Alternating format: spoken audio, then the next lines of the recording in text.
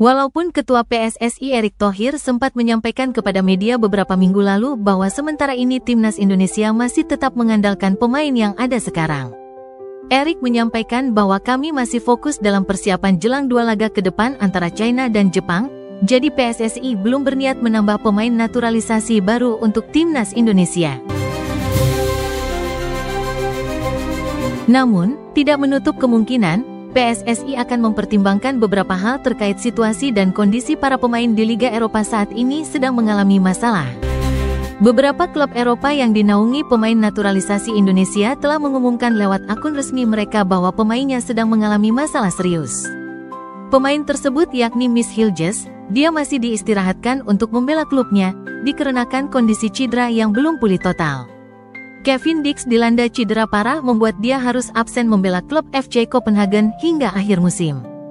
Ditambah lagi Ragnar Oratmangun divonis terinfeksi virus sehingga harus absen di beberapa pertandingan.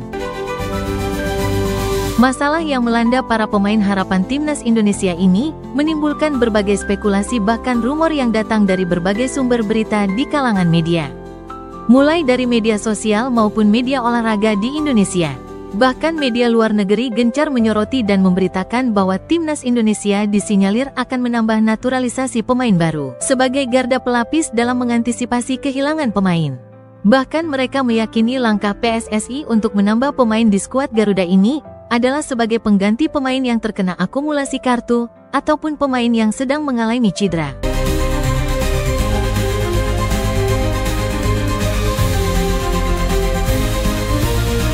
Program naturalisasi penambahan bagi pemain-pemain keturunan yang dilakukan oleh PSSI untuk Timnas Indonesia ini entah mengapa menjadi buah bibir di kalangan media luar. Sebelum menyimak berita menarik ini, yuk bantu kami dengan menekan tombol like dan subscribe. Jika ada saran atau masukan silakan tulis di kolom komentar. Timnas Indonesia saat ini di kancah sepak bola negara-negara Asia dan ASEAN bukan lagi tim yang boleh diremehkan atau mudah dikalahkan. Karena Timnas Indonesia sudah berada di level lebih tinggi, sehingga ketika mendengar kabar bahwa PSSI akan menambah kekuatan baru di skuad Garuda, membuat tim lawan dari negara lain, yang bakal bertemu Timnas Indonesia menjadi kepanasan.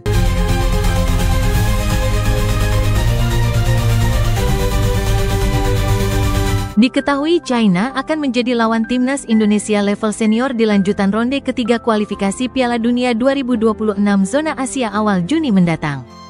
Sementara Vietnam mungkin berjumpa Indonesia pada ajang Piala AFF U23 2025 atau SEA Games akhir tahun nanti.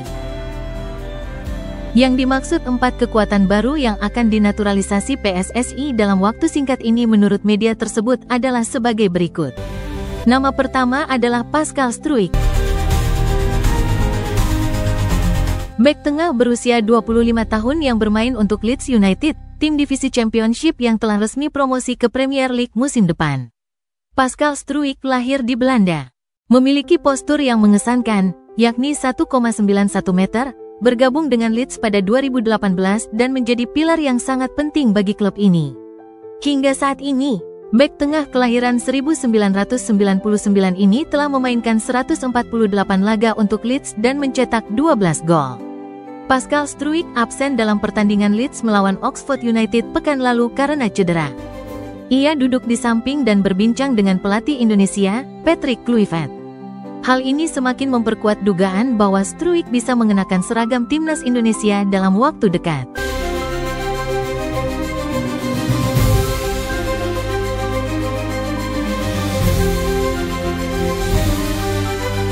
Sosok kedua selanjutnya adalah Miliano Jonathans. Gelandang serang berusia 21 tahun. Miliano Jonathans juga lahir di Belanda dan saat ini bermain untuk Utrecht di Liga Belanda. Ia bisa bermain sebagai gelandang serang atau sayap kanan.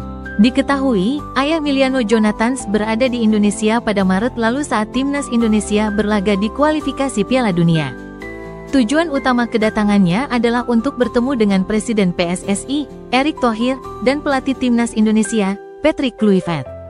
Kemudian, ia juga dapat mengenakan kostum Indonesia U22 untuk berlaga di SEA Games ke-33, turnamen yang akan diincar oleh Timnas U22 Vietnam untuk memperebutkan medali emas, tulis The Tau 247. Nama ketiga yang disebutkan adalah Tristan Goijer, bek berusia 20 tahun yang juga lahir di Belanda. Tristan Goijer telah menghabiskan waktu bertahun-tahun di Ajax dan saat ini bermain untuk PEC Zwolle dengan status pinjaman dari Ajax.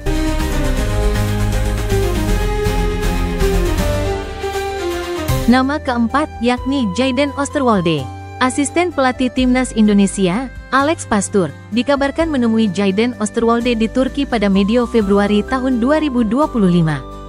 Tujuannya jelas agar sahabat Miss Hilges itu bersedia membela timnas Indonesia. Alex Pastoor datang ke Istanbul untuk bertemu dengan Jayden Oosterwolde.